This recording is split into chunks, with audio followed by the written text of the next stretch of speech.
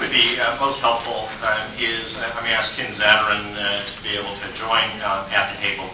As you know, these have been, and as we expressed over and over again, those of us who are in the transit business, the last thing we'd like to be able to see are reductions in service, because that's the very thing that we're all about. The depth and the severity of this economic crisis nationwide, really worldwide, has made that inevitable.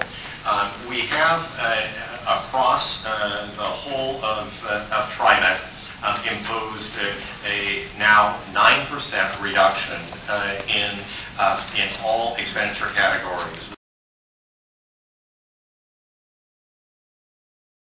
We've done a series of other steps, from salary freezes on non-union to furloughs, other things.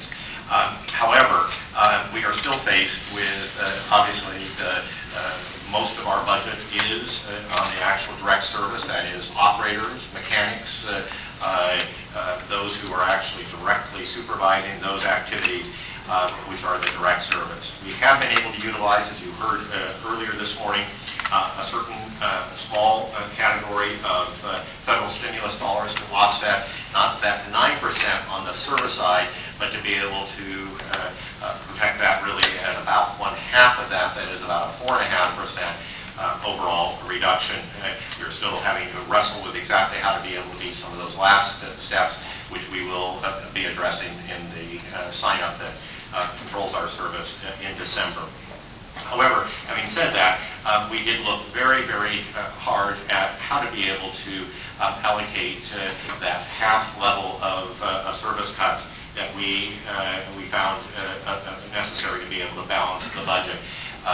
We started off with a series of open houses at the beginning of this year that progressed to an actual proposal that went out to public hearing and ultimately to what is within the ordinance.